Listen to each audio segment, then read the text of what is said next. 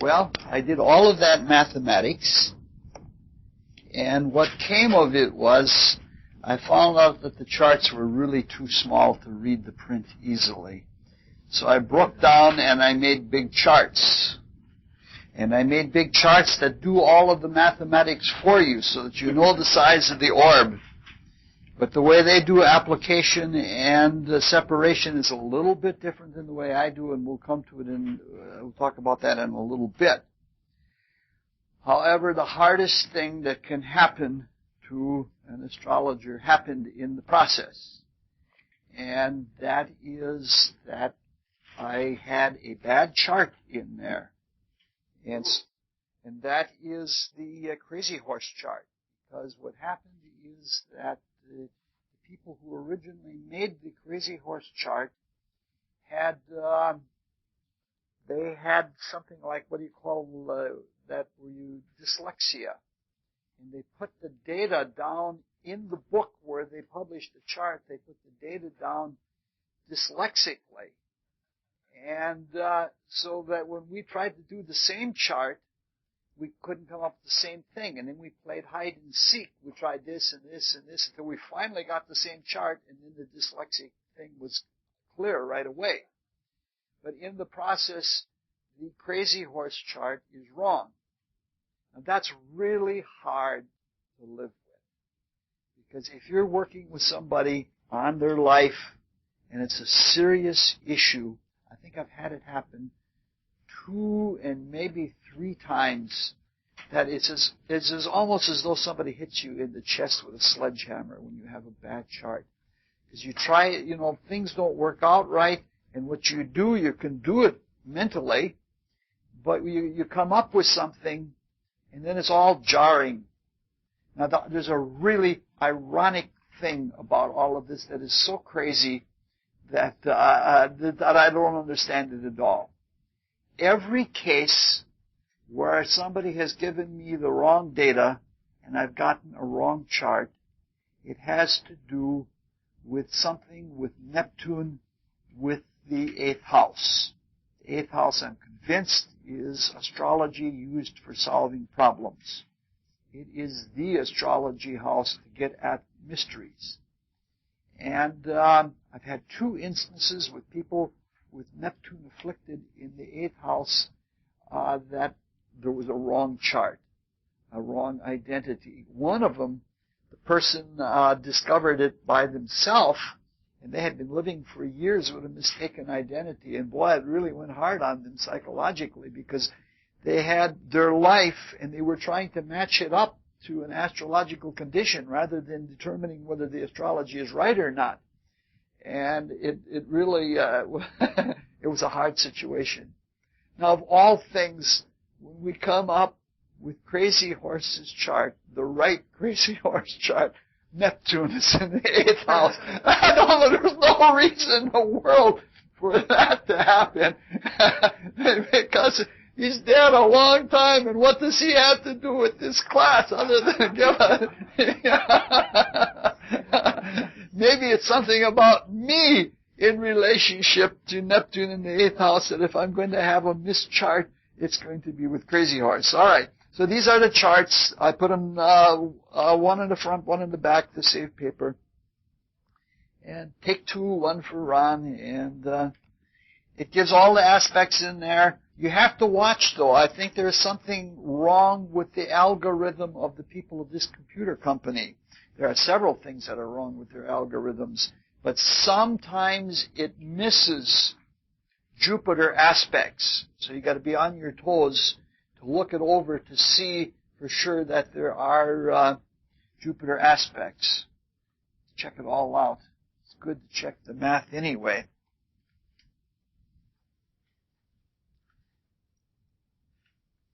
All right. And this is the mathematics for tonight. It's all 8 charts for tonight. Now, in some cases, one column is left blank. And that is because I was doing it with the little charts, the little teeny tiny ones, and a calculator. Before, I just recast them all and had it done for me. The ones where it's blank means I just took it right off of their calculation. Now, sometimes, if you take these numbers on the horoscope and match them up with the orbs in the table of aspects in this chart, they don't match up. They're off by 1 minute. And the reason for that is at least as I deduce it, the reason for that is that they figure out the orbs before they do the rounding for the planets. And so the rounding sometimes can make a half a minute's difference. And if it's over a half a minute from both planets, then you're going to be off 1 minute on the final calculation. We found a couple of errors in their work. In fact, I found actually 3 errors in the software. And this is supposedly the best software around. So there are problems from time to time.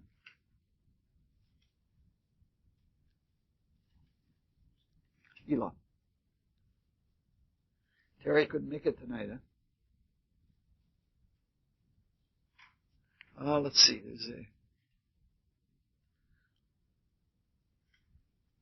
All right, so this is all the math, and this is what we're going to be working with tonight. And again, it's an enormous amount of work. I've hardly eaten all day because it was such a big thing. I did 2 tracks again. At the end of the class tonight, I'll give you written notes for what we're covering. But the written notes are very different than what the oral notes are going to be. And that's because I'm trying to give you as much variety as I possibly can so that you can look at things from not always the same way, because the big thing about astrology is that different people use the same quantities or the same things in astrology in different ways. And if you go with the same kind of interpretation every time, you're going to miss a lot of the time, because you may think you have something down pat. You work with a given aspect, for example, and every time it means this, then along somebody's going to come that's going to use it in a different way, and it's going to mean something else. And unless you're flexible, and unless you've got all kinds of tools to work with, you're going to miss things like that. All right. Let's start going. We now probably, from all of this introductory time, we now have to spend something like 3 minutes per chart, or we'll run way over time. Looking at the Jay Gould chart, and you look at the numbers, you find that there are 16 aspects. And according to our handout from last time, that qualifies as high activity. That means he's got all kinds of tools, all kinds of talents, or all kinds of modes of doing things. The idea that I get when I look at it is that if you're going to be successful in speculation, you have to diversify. Both so that you have safety and you don't have all of your eggs in one basket and lose everything, and so that you have a lot of options, so that you aren't stuck with doing only one thing. Another reason, I think, for the high activity in his chart is you know that he's tricky. He did all kinds of dishonest things. Like he kept all of the books for the Erie Railroad in his mind. And he kept 2 sets. So that he knew what the company was actually making, and he knew what the bogus one was that he told other stockholders and things like that. But if you're tricky and you've only got one trick, people are going to figure you out sooner or later. And so in all of his deviousness, it looks like he programmed his mind to have different ways to be devious, so that he could cheat people a number of different ways than just one. So you have to, clearly the man had to have some great genius and some great self-presence, because to keep tabs on all of that is a very difficult thing. Looking at the second test and profile, it's the intensity profile that we come up with. And we come up with 7 intense aspects, 1 medium strength aspect, and 8 mild or weak aspects. I think, looking at the characteristics of his life, what he works at, he does with high intensity. He does it with such high intensity, like he was like a chronic insomniac, and sometimes didn't sleep for a week on end. The things that are indicated by the weak aspects are things that he just wants to dabble in. He can't do nothing, so he wants to keep himself busy, but he doesn't want to go at that same intensity. So his life is designed to have some interests and things that he works at with high intensity, and then a bunch of others that he can distract himself with. From looking at this profile, when there's nothing in the middle, no medium strength things, it looks like somebody who's not likely to want to work with something at all stages of development. Usually when you find things that they're equal between all 3 divisions, it's somebody that can work with something from its vaguest to becoming more developed, becoming highly developed, or when something is phasing out. Yes? So what aspect is the driving force? The one that keeps them almost insomniac? We'll get to that later on, much later on. It'll be at least a year before we get to that. and maybe 2. So this is a hot and cold chart. It doesn't like the look. It doesn't like anything that's middling.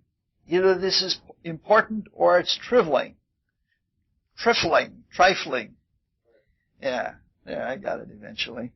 That was actually a condensation between trivial and trifling.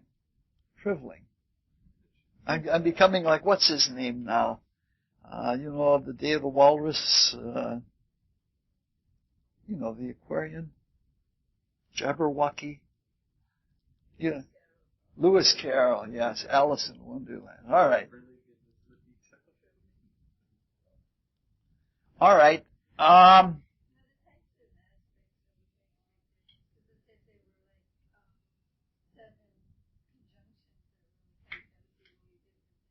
Yes. In some cases we do that in what we're doing tonight. But I can't do everything in every one of them, or it would take me 3 weeks to do a 90-minute class, and we still wouldn't be behind. But I try to give examples of everything. All right, moving on to the next test, the quality test. He has 6 benefics, 9 malefics, and 1 variable. From his life, it's fairly safe to interpret the M category, the malefic category, as outright bad or evil. Because this was a man that thought nothing of ruining people's companies, or of ruining people's lives, or putting people out of work, or anything like that, as long as he made money. He did a few virtuous things in life, but he certainly did more of destructive things, very destructive things. He had people that tried. He owned a telegraph company, AT&T, at one time, and he had a competitor. The competitor started to, run rates lower than his. So he just hired a gang and had them go out and saw their posts down, and their wires went down. Yeah. And, there wasn't a lot of law and order in those times. All right. Looking at the next profile, it's the application profile. And here we run into one of those strange things. If you look at the 15th aspect, which is Saturn trine to Pluto, Uranus, when a planet is an outer planet, and if it is retrograde, and if it is the activating planet, the applying planet, it sometimes what it means applying or separating is different. If we look here, there are two different ways that you can interpret applying or separating. Saturn is in 2933 of Libra, and Uranus is in 428 of Pisces. Now, in the normal course of things, Saturn is going to chug up to 4 something or another of Scorpio and culminate the aspect, and then it's going to continue on, and then it's going to separate. But in this case, Saturn is retrograde. And even though it hasn't come to the culmination yet, it is separating. Now you have 2 different ways that you can interpret the term separation. The people who wrote the algorithm for the computer program say that this is an applying planet because it hasn't reached culmination. The way I treat it is I call it a separation because I think that what is happening in the moment is what gets impressed on the body of the individual who was born. And in the moment, Saturn is pulling away, even though it has not reached the culmination, it's separating. So I treat that as a double separating aspect, even though they, in the computer program, treat it as an applying. Yes. No.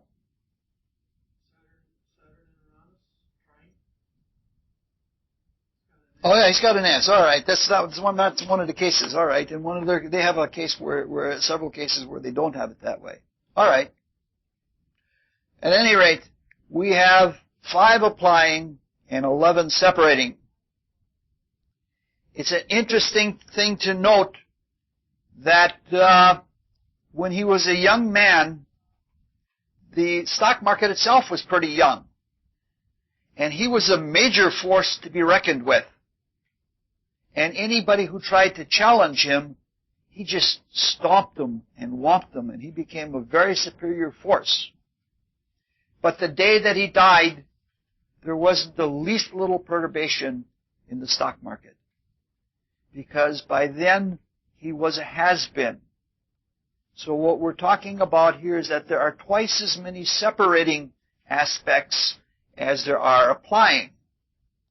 That means that it's a life that fades away. And as it fades away, you lose sometimes your nerve or you lose your impetus to try to do things. However, the habits that he established in the early part of his life, he kept them even when the astrology changed. Now that's something about astrology that you have to watch for. Suppose, for example, there is an aspect that when it culminates, you break a leg. And it's a very severe compound fracture. When that leg is broken, and it's broken several places all the way through, it may not heal right. And you may limp the rest of your life. So the aspect goes away, but the effect of the aspect is still there. The same thing happens with people's attitudes, that sometimes they habituate to what happens early in life. So before all of the separation phenomena took place and he was on the top of the market, he just developed a habit of being very tense. And even though the separating aspects indicate relaxation, when the relaxation was kicked in, he still had the habit of remaining tense, and he never became untense throughout his entire life. So that's the kind of thing that happens with that. Looking at the phase test, he has 11 planets in the first phase and 5 planets in the last phase. This is the time of the height of the Industrial Revolution. And his attitudes with all of the Gemini kinds of qualities were just like the quality of the Industrial Revolution.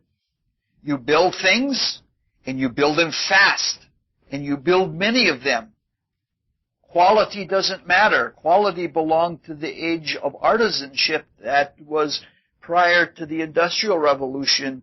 And when you can stamp out a whole bunch of things, you don't care whether they're good or not. Speed, the more you can get out there. And that is the way he built. So even though he was a builder, he was a shoddy builder. In some cases, he was intentionally building shoddy things because he didn't want to put too much money in.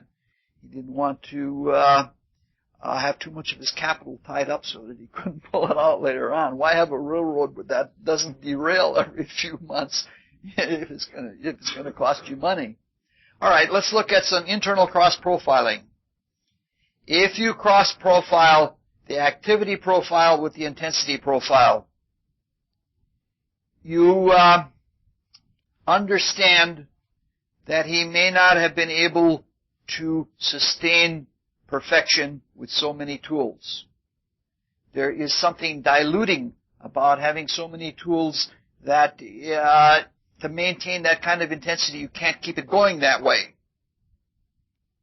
If you do a little bit of sub-profiling and look and cross-profile the intensity profile with the quality profiles, you find out that there are 3 high-intensity benefics and 3 low-intensity benefics, and 4 high-intensity malefics and 4 high-intensity, low-intensity malefics.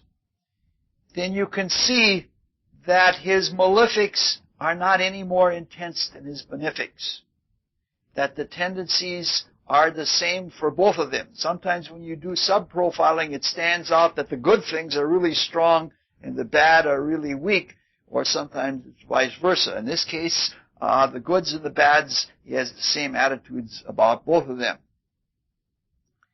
If we look at the sub-profiling of the intensity profile with the application, we see that among the high intensity, that there's a balance of separating and a reasonable balance of applying. So that, again, the major test is like the minor test, and there is a balance both in the waxing and waning tension. One more sub-profiling and cross-profiling, taking the quality test and the application test. Here we run into something. From this, the benefics are 5 to 1. The benefics are 5 to 1 applying. So the good things are building in him. And the malefics are 2 to 9 or 2 to 8 separating. So it looks like the benefics, he mellows in life, in short, is what happens. His malice wears off. It's not just that he gets old and takes it easy on people. It's that his life is intentionally designed to be that way more than normal. All right, let's quickly move on to Helen Keller because I think we overspent our 2 minutes there. Well, yeah, the first one has to go slow because you're warming along. Looking at Helen Keller, the activity is 9. Activity, that's very low. I think it would be wrong to conclude that her impairments or her disabilities were due to low activity, because there are people that have even lower activity that do not have the impairment. You might speculate, and I did. I like speculation in astrology because it opens you up to things, interpretations and things like that you can follow up on. You might speculate that her disabilities give her or the opportunity or force her to to work on a few simple things very well. Whereas if she didn't have the disabilities, she could spread herself out more. But with the disabilities, she's got to do a few simple things and work very hard at them. Looking at the intensity, 2 high intensity, 5 medium intensity, 2 low intensity. Now you can't really ever compare one horoscope to another, especially if you're doing quantitative things. They remain strictly within one horoscope. But from this thing, we can see her life as something like a bell curve. Within herself and within her personal image, the height of things is like with the average. It's like there's a strong, stabilizing, moderate intensity thing that keeps all of her talents and all of the activities and events in her life at an average strength. Her entire chart is filled with balances. And this is just another stabilizing kind of balance. All the way from when we were looking at gestalts on, we have found balances. Looking at the quality test, she has 6 benefic, 2 malefic, and 1 variable. Seems to be very strange. You would think that someone who had compounded 2 severe disabilities would have more in the malefic column. But she doesn't. The thing is, this is what's really remarkable about the mindset of people who are disabled. She never considered herself as really disabled. She was upbeat and positive, and she enjoyed activities. So it's not the way you would think that all people who would be deaf and blind would be fighting with depression all the time, because it would be like in a sensory prison or something like that. But that wasn't the case with her. She never felt disadvantaged, and she found that she could have a pleasant and a fulfilled life even though she was dealt a difficult hand. The application profile for applying 5 separating, that continues the tendency toward balance that has been there present through all of her profiles. Her star didn't diminish later in life. Her star did diminish a little bit later in life. What happened in those times is that the next new prodigy, the next new deaf-blind person became the new sensation. And when somebody followed up Helen Keller, even though they were not any more remarkable than Helen Keller, in fact, weren't even as remarkable as Helen Keller, they became the new star because it was a new darling little girl, and that sort of thing comes along. So her star did set a little bit later in life.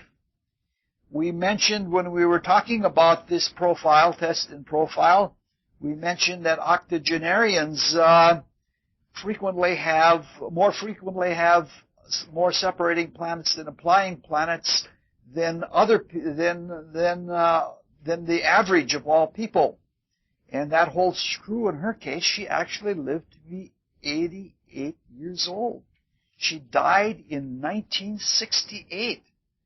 We were all trying to be flower children or something like that when she passed on. It's hard to believe, knowing all the people that she knew, that we were actually contemporaries.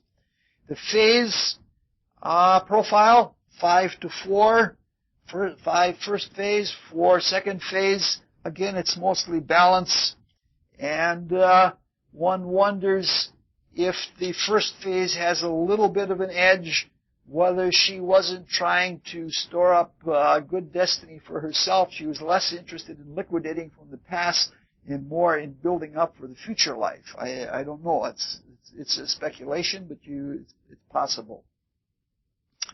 Looking at a little bit of internal cross-profiling, If you take the intensity profile with the quality profile, you get very interesting results.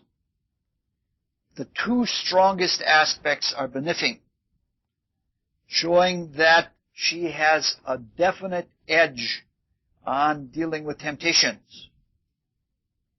However, the average benefic is about 2 degrees and 54 minutes, while the average malefic is 2 degrees and 31 minutes. So the average strength of the benefics and the malefics looks the same. And how do you deal with something like that? My experience is that you go with the special cases.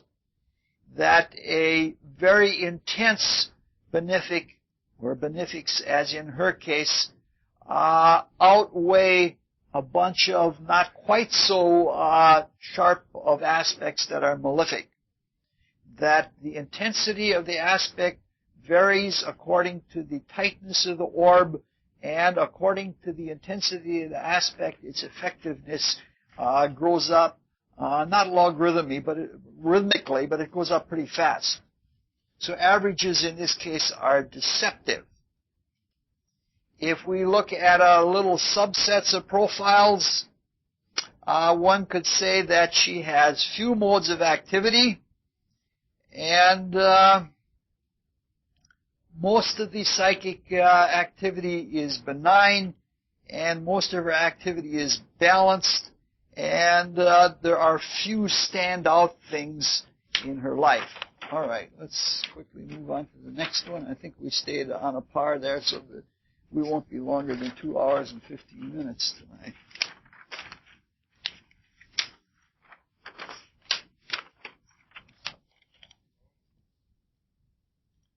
All right, looking at Mohan Gandhi. He had 16 aspects, which is high activity.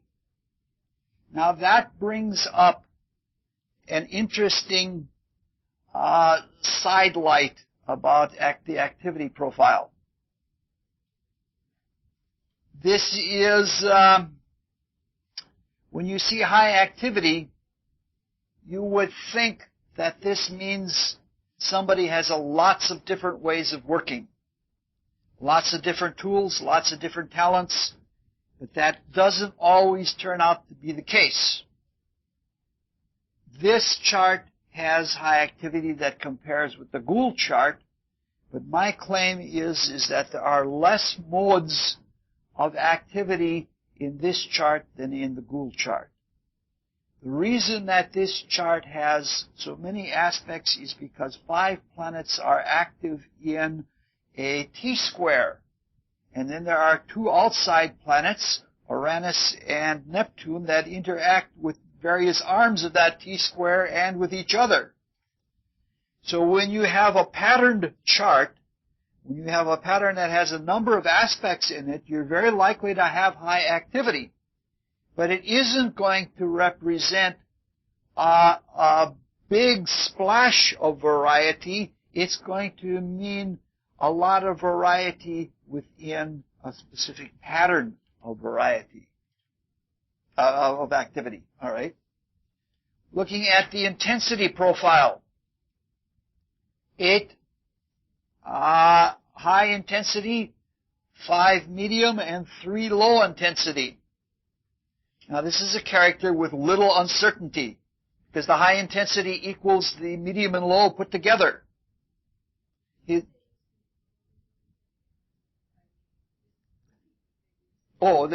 got them somewhere there.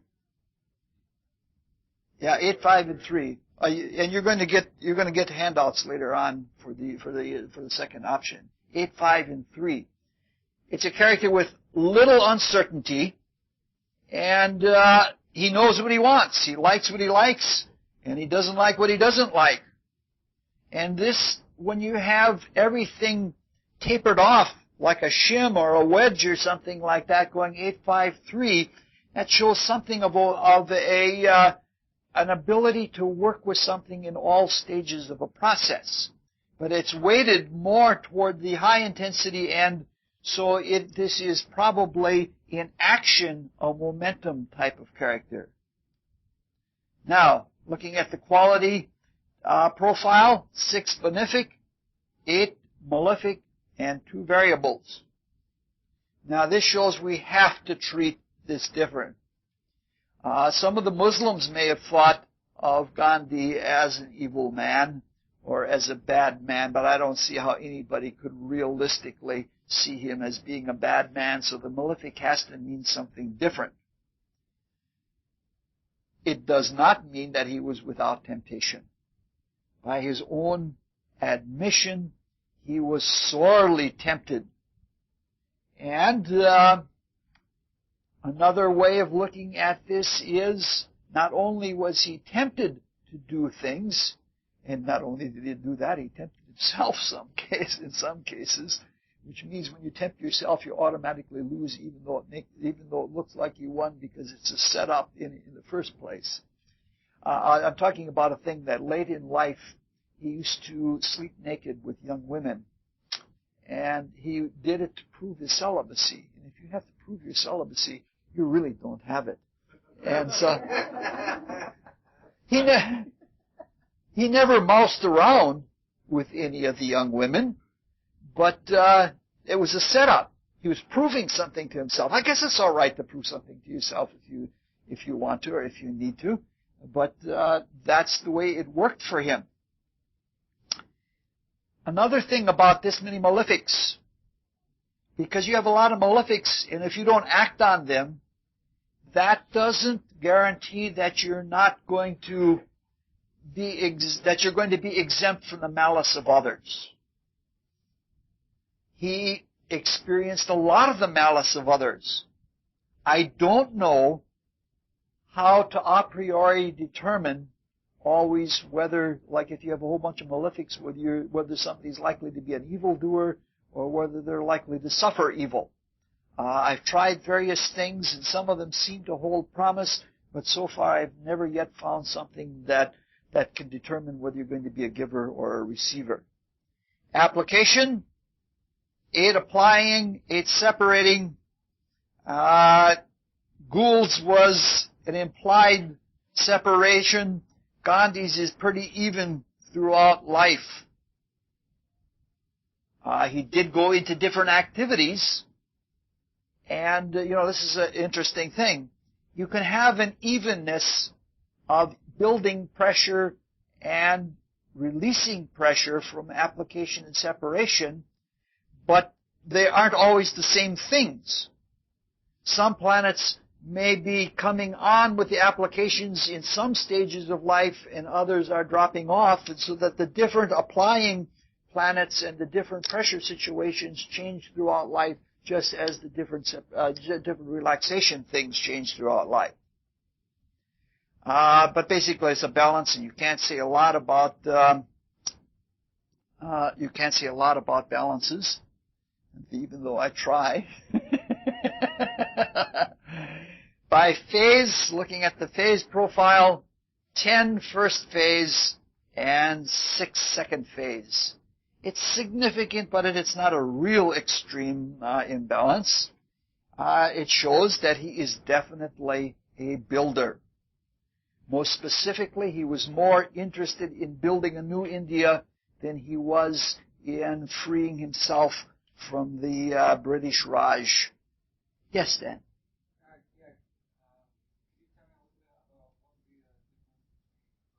Yeah, I still have the picture up here. It's taken from the moon cycle. Assume the sun is stationary, and as the moon is going to full, it builds up in light and it waxes, and the constructive work of the cycle is accomplished. It's called the active half of the cycle. In the second half, the moon gives to the sun rather than the sun giving to the moon, and she gives up all her light and gives it back to the sun. But things go into deterioration, so you can analyze them more. So the second phase, this square is different than this square, because this one is more analytical, or sometimes this one is more contemplative. Talking about this cycle of the sun and the moon, Dante in the Divine Comedy calls the whole first half of the cycle active, and the second half he calls contemplative, because he was interested in that kind of. If the distance from the slower moving planet, the shortest distance from the slower moving planet to the faster moving planet, if it's forward in the zodiac, it's first phase. If the distance from the slower moving planet to the faster moving planet is backwards in the zodiac, the shortest distance, then it's the second phase. Okay. No, it is not. No. The applying and separating is you're building up to a crescendo or to a culmination of the aspect, and then you relax. But what you're doing in the application stage is you're trying to accomplish something. And in the first phase, it works more toward accomplishment. And then in the second phase, you synthesize and you take things apart. So there are parallels between them, but they're two very different kinds of activities. When you get into it, later on, when we get into the detailed analysis, you can see you can do real neat things with it. You can find out things that you never guessed that you could find out about a horoscope. There are people that are so good with horoscopes that they can do just about everything that's ever happened to you and when it happened and what kind of attitude did you have. Unfortunately, they usually can't tell you why because they're so focused on being accurate with that stuff that they never look into motivations. But that's a different kind of astrology for different kind of people. All right. Let's look a little bit at cross-profiling. Half of the malefics are high intensity. Only 40% of the benefics are high intensity. It's not extreme, but it does show that in order to overcome the malefics, he couldn't match it even up with benefic tendencies. He had to apply free will, which is never shown in the horoscope. He had to apply free will at a significant level to be able to overcome them. If we cross-profile the phase test and the quality test, 40% of the first phase are high intensity, while 2/3 of the last phase are high intensity. This probably means that it was successful, almost like running out of his hands, that the deconstructive or the destructive parts of his work would be more emphatic and so easy that he couldn't even control it. It was easier for him to bring down British rule than it was to build the kind of India that he wanted, even though he wanted to be a builder. He had a view of India that was much different than what happened after the politicians got in. His was it was not a political view. His was more of a view of let's have everybody working and let's have something that people can be growing all along. How are we doing? I got the clock and I haven't even looked at it. All right, we're doing all right. Looking at Isidore. 12 aspects. That's medium activity. Nothing special. It's no extreme at either end of the a tool preference spectrum. You can't say a whole lot about that, Intensity, 5 high, 1 medium, 6 low. This is another one of those hot or cold people. This means that some of her things are very well honed and others are nothing to speak of. If you look a little more closely, you find out that the low intensity aspects are very, very low. And the high intensity aspects are very, very high. So this is a really standout. In fact, when the low intensity aspects are that low, all of them are way up, 5-6 degrees. You might not even notice them. She might be so used to going with the high intensities that she doesn't even notice the low intensities or do anything with them. Qualities, 8 benefics, 4 malefics. No variables. Yes? The trines and sextiles are benefic. I'll try to get you a handout later on.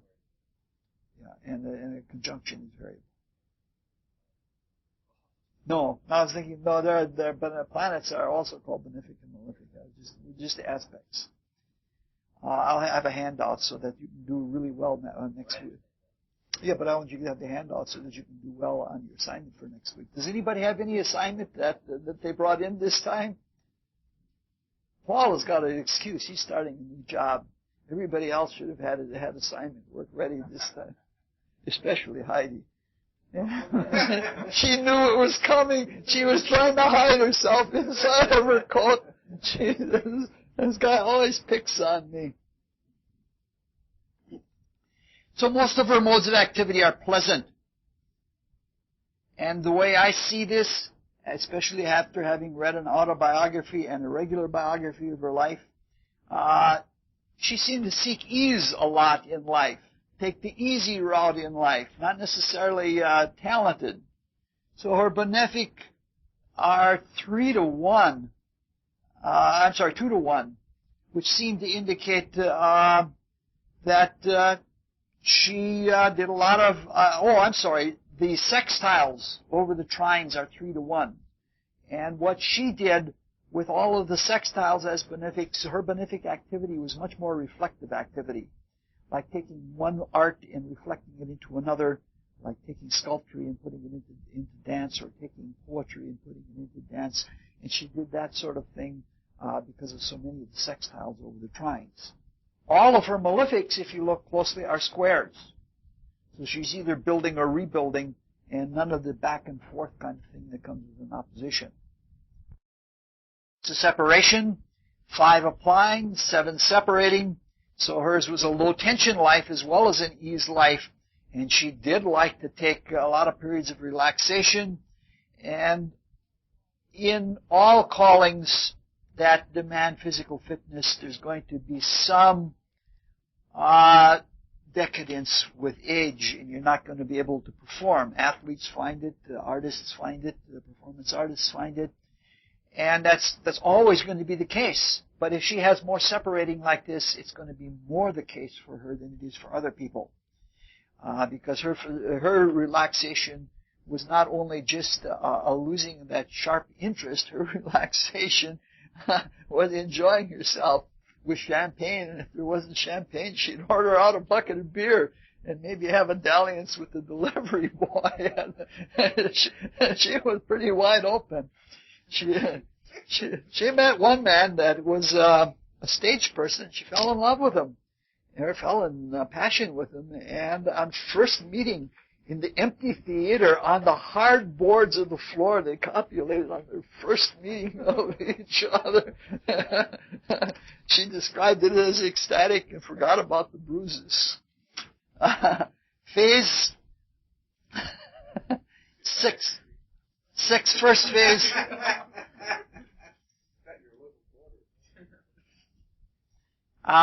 Phase test 6, first phase 6, second phase, she did indeed found a whole new school of dance, and that was actually a whole new division of a kind of school of dance. Modern dance came out of Duncan dancing, but at the same time she wasn't only a builder, because she was as much set on trying to break down ballet as she was in founding a new kind of dance.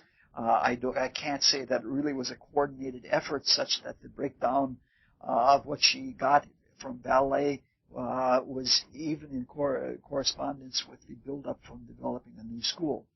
Cross-profiling, 25 of the benefics, 25% of the benefics are intense, but 75% of the malefics are intense. So even though there are fewer malefics, there are more likely to be meaner malefics. And so she may have many positive qualities, and they may be not up to snuff to deal with some of the negatives that she has to deal with. She had few faults, but she wasn't petty or anything like that. But the faults that she had, she exercised liberally, more liberally than she did her body. I don't know if it's true. She did it to some extent in an autobiography, but an autobiography is meant to be a book of lies. But when you see something like this, where there are many benefics, but some glaring faults at the same time, you wonder whether it's the kind of person who likes to enumerate all the good things that they do and ignore the glaring weaknesses. I don't know that she was like that in life or not. It would be nice to be able to observe a person for a few days at different stages of their life, just to see how it goes. All right, Vincent. Now, I must tell you, especially in the handout versions, I had a lot of difficulty with the Vincent van Gogh chart. A lot of difficulty. All of the other profiles, the opportunity profiles and the Gestalt and the attitude profiles, they work just dandy. But nothing seems to work right for Vincent, and I don't understand it. It's conceivable that I don't know astrology, and I don't understand what this means or what this is altogether isn't right. It doesn't work. But this is yeah, his time is pretty well known. By the way, there are biography sites for Helen Keller. It's like for kids like in 8th and 9th grade that have to write a paper about Helen Keller. They can almost copy it all off the net. But there's a nice little thumbnail biography for Helen Keller, and there are biography sites for Van Gogh in terms of what pictures at what time in his life were painted, which are very good. I don't know that we're going to get to do such an analysis here. I have a chronology somewhere of paintings and of events in his life, but I don't know that we're going to be able to spend that much time, even though this course is going to take 4 or 5 years to get finished. What's the I got serious things I want to do yet with astrology in this life. All right, activity. Perfectly average number, not outstanding. He did not stay with one style of painting all of his life. But on the other hand, he wasn't wildly variable. He didn't do all kinds of other things. He was progressive. It was a progression from very concrete, gradually through impressions and into abstraction, and it was like a linear change, and it was a progressive kind of thing. The same is true of his writing. He didn't use a large number of different kinds of sentences or anything like that. He used the average complexity and style of sentences, and was outstanding. Intensity, this is the one that gets me. 3 high, 3 medium, and 6 low. All I can conclude about this is that it is free will. If you look even at the high intensity aspects, none of them is super high. There's none of them that is below 1 degree. The lowest one is at 1 degree in 20 minutes. And that's not a super high intensity. So how could this person be such a creative genius? All you can say is that it is free will. He worked hard with what he had. He did quite well with the talents that he had. He wasn't as talented as some of his contemporaries, but he worked well and he was able to do things. He certainly wasn't like Leonardo. Leonardo was offered a commission, but before he got the commission, he was asked to show a demonstration of his skill. You know what he did? He took a brush and he painted a perfect circle. To paint a perfect circle is difficult, but to have the width of the circle to be the same width, the width of the line all the way around is exceedingly hard because you have to have almost a perfect coordination because you have to twist the brush at the same time that you're making the circle so that the face of the brush is always at the same width. He just stood up there and did that. Van Gogh couldn't do things like that, but he did a lot with what he had. Quality, 6 benefic, 3 malefic, 3 variable. This clarifies it a little bit, and it certainly is true to him because all of his intentions were good.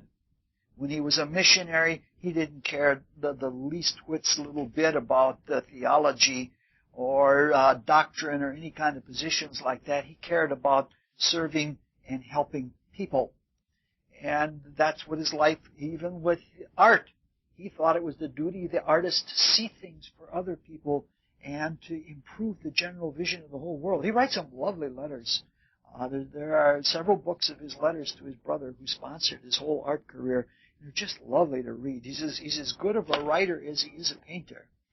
And you look at the variables, one of them is clearly benefic, one is clearly malefic, and one is so-so. So you don't gain anything from the variables that change the quality profile at all. Again, application and separation, 6 and 6, basically balanced. Some things coming in while other things are going out. Phase test, he is 7 and 5. He's much more of a builder, much more of an actor or accomplisher than he is a contemplative. Mostly balanced, but still the constructive edge is given there. So he's much more of a founder, but not enough to distinguish him as a really strong founder. Cross-profiling the application and phase profiles, you can see that while he's not a pure contemplative to begin with, probably as he went on in life, he became more and more contemplative because shifting out of active and, out of the application and more into the separation. 2 or 3 of the high-intensity aspects involve Jupiter, as do 2 out of 3 of the medium-intensity aspects. So when you look at a detailed thing, you see out of the high and medium, 2/3 of them are Jupiterian aspects. That together with the strong tenets of Jupiter in Sagittarius and all of the planets in Pisces gives the chart an extremely Jupiterian flavor. And Jupiter, as we know, rules the abstract mind. So it's not at all surprising that he is an abstractor and that his painting takes from reality but abstracts it not only into impressions but into ideas of colors. Ideas of colors which he does by bringing in little tiny bits of the opposite color. All right. All of the high-intensity aspects are in first phase. And 2/3 of the medium-intensity aspects are in first phase. So he starts out pretty sharply as a builder, and the contemplation comes later. It's like all of his work. If you read his letters, all of his work went into building new skills and talents, and only later did he begin to think about what the painter does as a whole way of life. All right, Eleanor.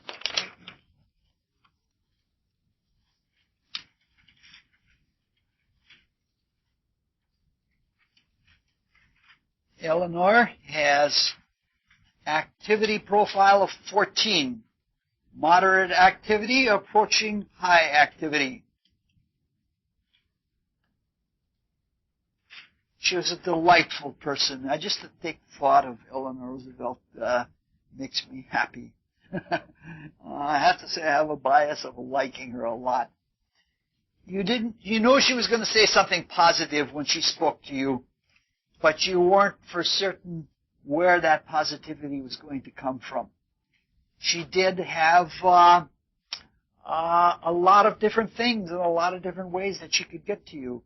And she had a wide and diverse cultural background. I think she spoke I know she spoke French. I think she also spoke Italian and maybe even a little bit of German. And because people in Arabic countries like this so much, I think she may even have known a little bit of Arabic. Intensity, about as evenly divided as you can get. 5 high, 4 medium, 5 low. Doesn't seem to mean something. Probably she's good at every stage of development. I think it means a balance of touch. And by a balance of touch, if you're working in diplomatic circles, if you're working in social circles, it's not just that you have talents, or it's not just that you have flaws. You have to have a sense of when to come down hard and when to come down lightly and have a sense of touch. If you put that together, beginning the cross-profiling a little early, you put that together with the activity, having a sense of touch in that many aspects means that she could go into society and have a lot of different ways and a lot of different volume control as far as how to apply them. Quality, 6 benefic, 6 malefic, 2 variable. Nice balance. She wasn't ever weighed down by adversity, and she never got too carried away by success. She stayed in that balance. She did a lot of work, social work and societal work, both politically and as a do-gooder. And if you're doing good, you have to have balance. You can't take alarm at how bad it all is. Like when she covered the depression for her husband, if she had gotten too dark about how bad it all is, that's unbalanced. And the same thing, you can't gloss things over by saying, oh, how good it is, our charity takes care of it all. There's something of a realism that comes with a balance, and I think that's what she had. Application, 8 applying, 6 separating, mostly balanced, slightly an implied tension in it all.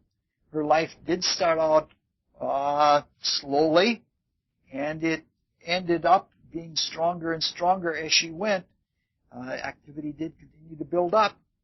Her character has a lot of Sagittarian enthusiasm, and it's good that mounts rather than just bursting right away and then fading. The phase test tells us that she was very, very much of a builder. She's always trying to coalesce and materialize something, always has a vision for the future. There's not a good deal of Saturn in this chart, so she's not looking at the back, at the past, and she's not, down and negative about things. She always has a vision. And in that kind of progressiveness that looks forward in something other than just plain political chicanery, she would probably represented the New Deal more than her husband did, because she was a New Deal kind of person. 2/3 of the intense aspects, the outstandingly intense aspects, are also 2/3 of the last phase aspects. This seems to indicate that even though she is much more inclined toward the building phase, when she reflects, she does so very, very intensely. It seems to indicate something like an afterthought, an intense afterthought after new building. Outside of the phase profile, everything else is quite balanced, and it's very hard to do much cross-profiling, internal cross-profiling, if everything is balanced out. You might even say, if you have enough tools and you try enough things, everything's going to work out or balance out anyway. That might have been her philosophy of life. And when I say things like that may have been her philosophy of life, I'm talking about the spirit that planned the life before coming to birth. Because there is a divinity that has ideas, big ideas, and it creates, like it isn't only just the master painters or the master composers that do the creating. All of us, when we are in our divine state in between births, are capable of a high level of creation. All right. Hey, we're going along nicely. This is not going to take too over long. This might even be short. You might even get sent home early. How can that be? You can. Yes.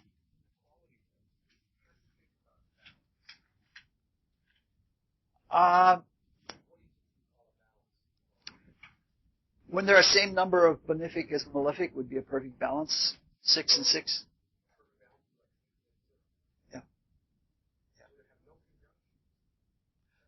No, because the conjunction you can throw in either category. That's something you have to weigh out. So if you have six, or suppose you have 13 aspects, 6 positive, 6 negative, and 1 variable, you could determine whether to throw that in one category or the other. Sometimes it's a toss-up. Like just a couple of charts ago, we had one of the variables was benefic, one was malefic, and one was indeterminate. You could put it in either category.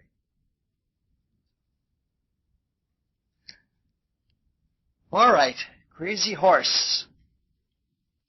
Yes, look at that activity profile. Look at it very closely because you may never see one like that for a long, long time. 19 aspects. That's extremely high.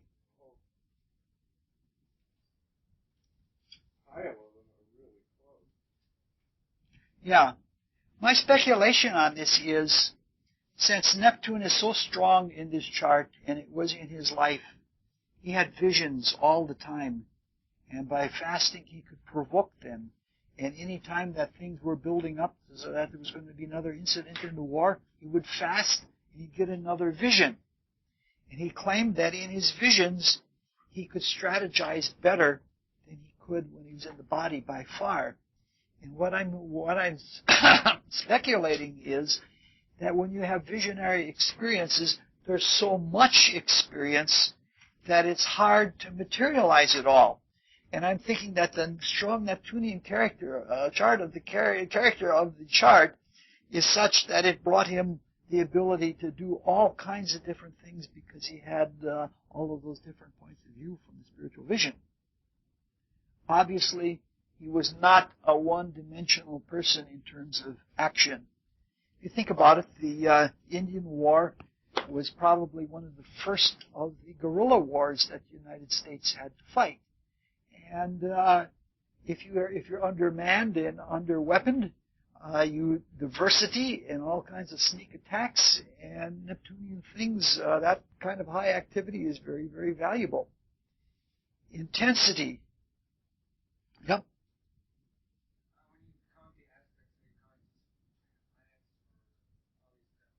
No, I'm not counting all of that trash.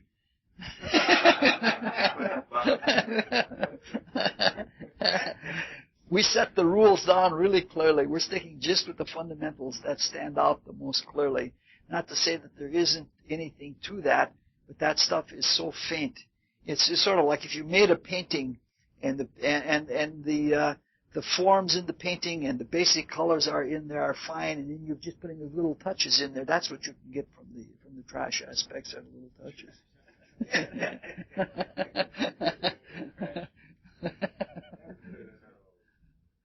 All right. Intensity. 10 high intensity, 2 medium, and 7 low.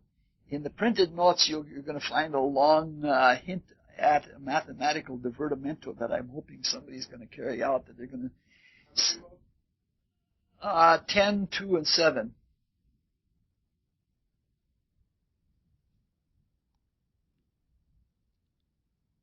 I'm hoping somebody's going to sit down with a compass and straight edge and with a calculator and figure out whether it has to happen that when you have a high number of aspects, that there have to be a high number of high intensity aspects in order for that to have the high number altogether.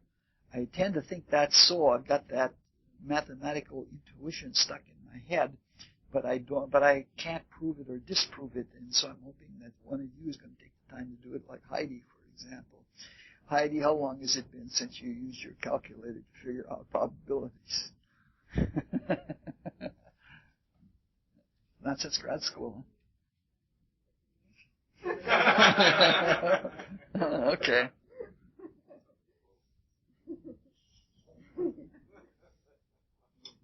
Now, this for me, this quality test brought up some interesting questions. This is the quality test. I'm sorry, we're on that now. 9 benefic, 6 malefic, 4 variable. And my comment on that is so much for the theory of the nasty heathen savage to describe Crazy Horse. But that's just not him. This says his life is very good, and he's a positive force for his society. That brings up a question. Do the benefic and malefic aspects work according to some objective standard, or are they subject to cultural context? In short, if you're born in a Native American society, and you have a trine, does that trine work the same way that it would in any other society, or does the society define what goodness is, and that you carry it out with ease and perfection according to the context? I think it's a little of each, actually.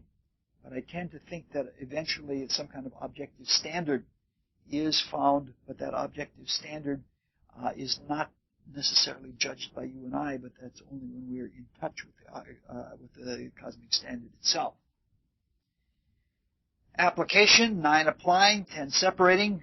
It's very hard to tell how this worked overall the whole life, because he was ambushed and murdered by edgy soldiers after he had already surrendered. He surrendered to save lives, which is surely a statement of a benefic man. So we can't tell whether his glory would have faded in life from having slightly more separating than applying aspects.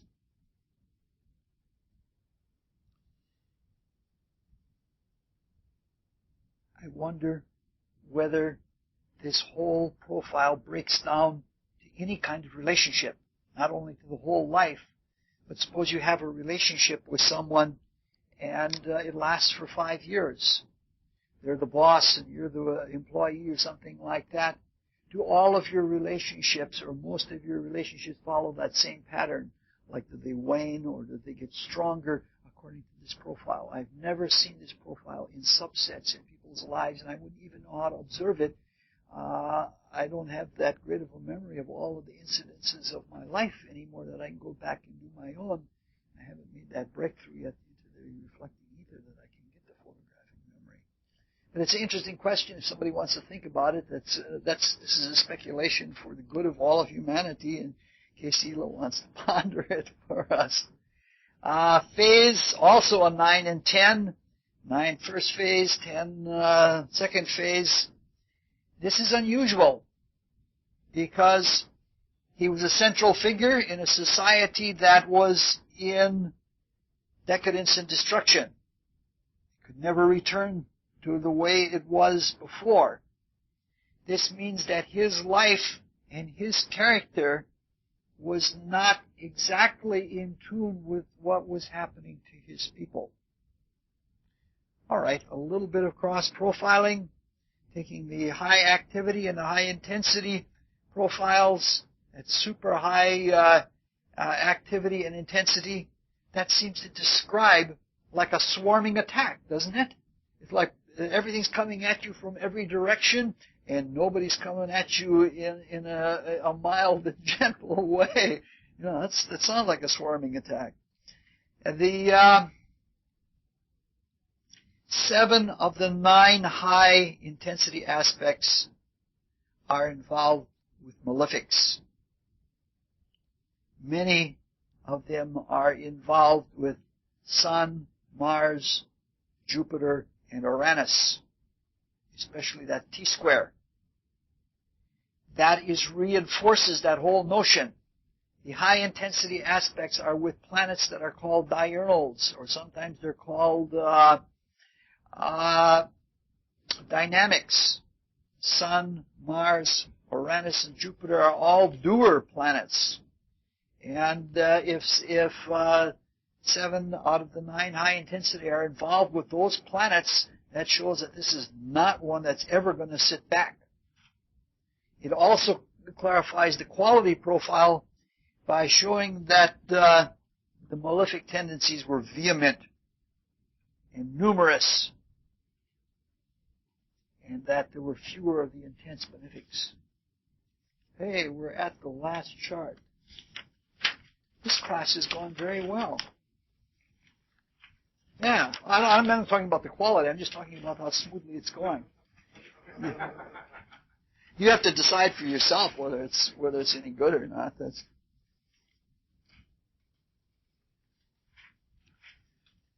Louisa May Alcott. Now, for the oral study of the profiles, I did something very different. I didn't talk about her life at all. So what I'm going to say in the next few minutes is not going to be about her life. It's going to be about her craft and about art in general. Looking at the act, what I do in the written is very much different. All right, activity, low. 10 aspects and 9 or 10 qualify as low.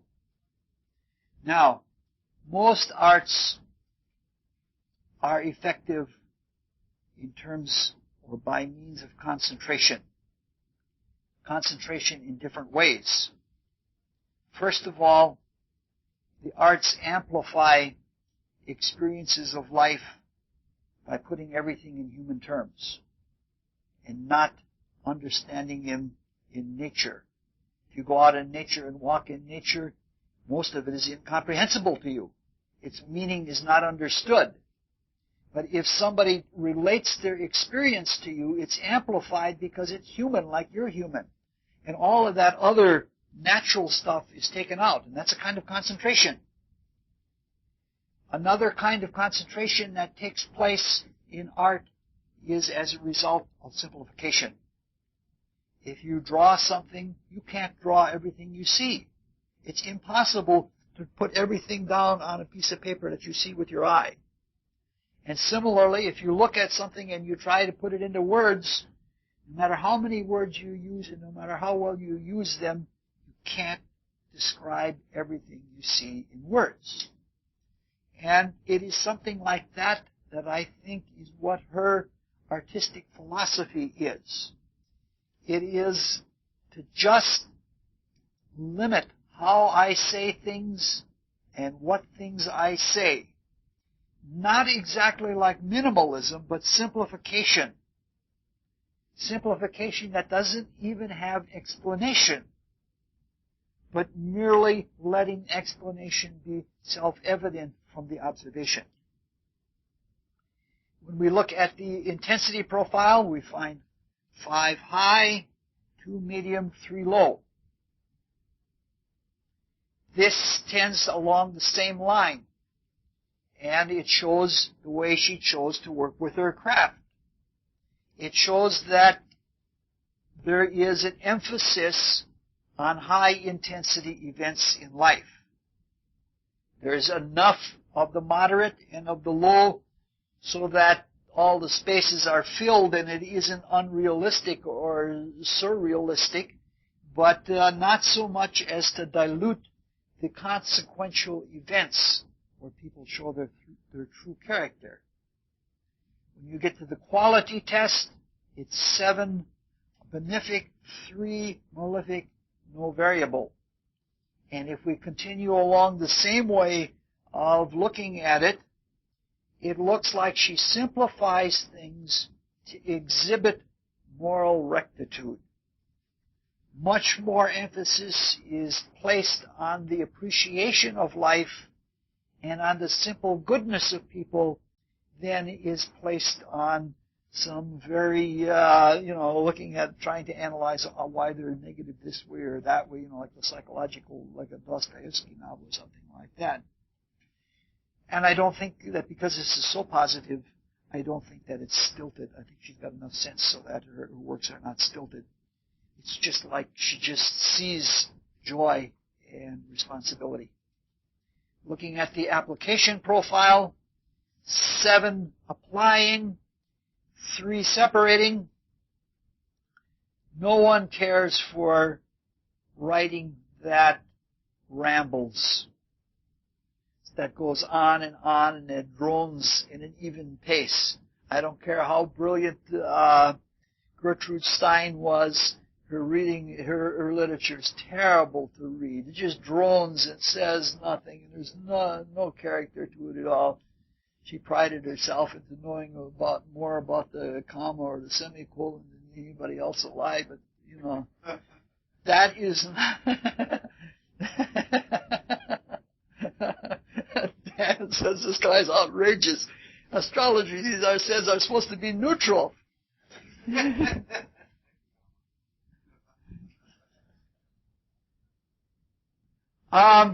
That's not the way Louisa May Alcott functions. Literature comes alive when the details and the ongoing activities mount, and there's a building kind of excitement. Then the events become meaningful, and what comes out of the events is more clear. So she presumably understands this very clearly and probably even lives it in her life. Dan, being the classicist here, what is that called when you, in rhetoric, when you have a building argument and you trounce your opponent by gradually building up to a crescendo? And do you know what the name of that is? Yes, there are a classic, going back to St. Augustine and people like that. There are classical forms of argument that the Romans especially mastered. They took the eloquence of the Greeks and they turned it into political mastery and giving talks and things like that. You don't remember what it is there? Yeah, there's a fancy name for it.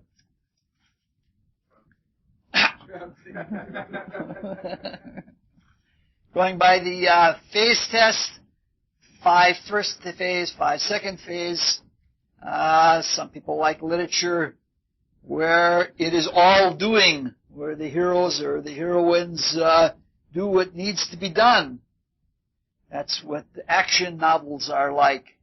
Some people like literature that it's all reflective, it's all meaning, something like philosophy or depth psychology. Louisa May, it appears, as I would understand it, that she steers a middle course and keeps a balance between action and contemplation of the meaning of action. In the days when she was alive, printing was still something of a luxury, and not a lot of people had books, and a lot of books were not printed, and people couldn't afford them.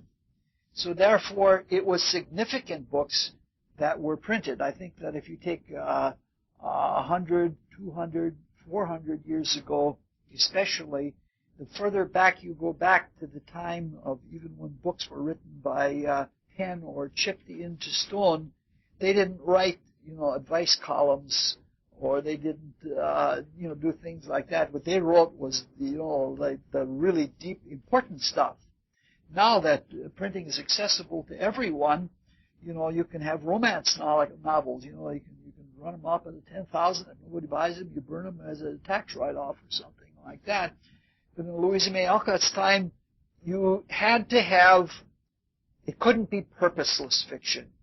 In fact, those were the words that were used at that time when fiction first started to be published in the United States. It was called purposeless just because it was unreal, as if it didn't have any meaning or something like that.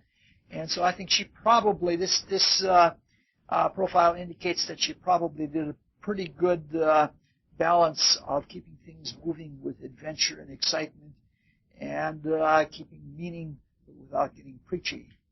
Cross-profiling. Instead of doing much cross-profiling, I try to put it all together and sum it up into one sentence. And you would see someone who's looking for the good and trying to live the good and doing so with mounting tension and with mounting application to her activity, and that somebody that is mostly intense and does it all in very, very simple terms without an excess of techniques, and that would weaken it by complication. And I think that gives a pretty clear portrait of the action of the person's life just in one little subset of profiles. You all know what the assignment is for next time. It is to do the same thing with the other 8 charts. And I'm sure that somebody will have something to offer next time.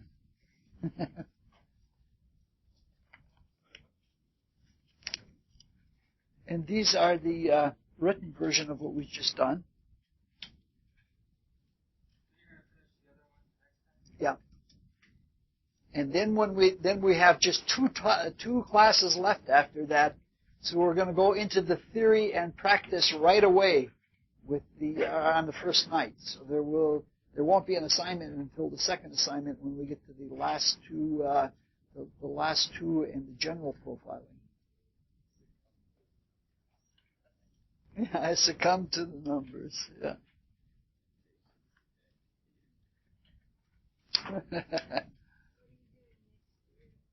Next year, we start off with the weighing of strengths, of aspects, and the way, yes, that's what it is. It's Mott's balance time. You weigh the soul and see what's stronger than what, and in the aspects and in the planets, and that will take, I would think about 4 or 5 sessions.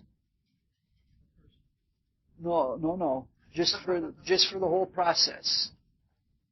Yeah, because I figured out a way that I can make it all much simpler than it's ever been done in the past. And the whole idea of it is, I don't know of any other astrologer that does this, but there are astrologers that do very, very remarkable things. We have 8 charts that have, 16 charts that have not been pre-cooked or pre-chosen. And we're going to try and judge what is strong and what is weak in those charts and see if that isn't what they're famous for. No, these. Like the first 6 in here, I know it works. The first 6 are what the people are famous for, and it nails them right on the head. But I don't know about the other 10. We'll find that out, whether they'll have to pull me out of here with a hook or something like that. But it's really important. And then after that, we just go through all the charts in an in-depth analysis, and that's going to take several years because they're going to be looking at. I've done everything that you've seen part of this chart before. Everything that I did before I'm going to do, but there's going to be more of it, and it's going to be better organized. And each of the things that is done, I'm going to carry it further because this may be the last time in this life that I do this class, especially since it will be available on the net, and I won't have to do it again.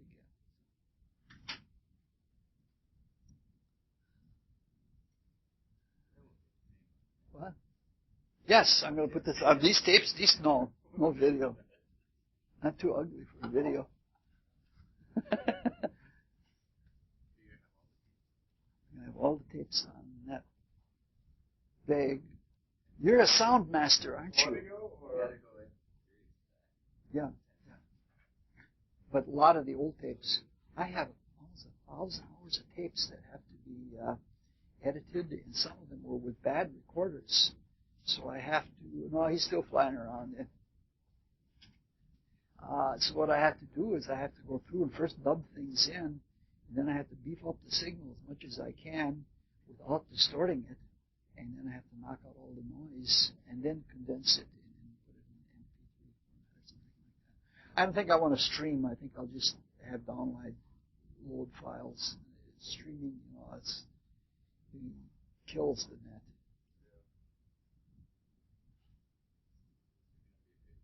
What? Yeah, 90-minute MP3s.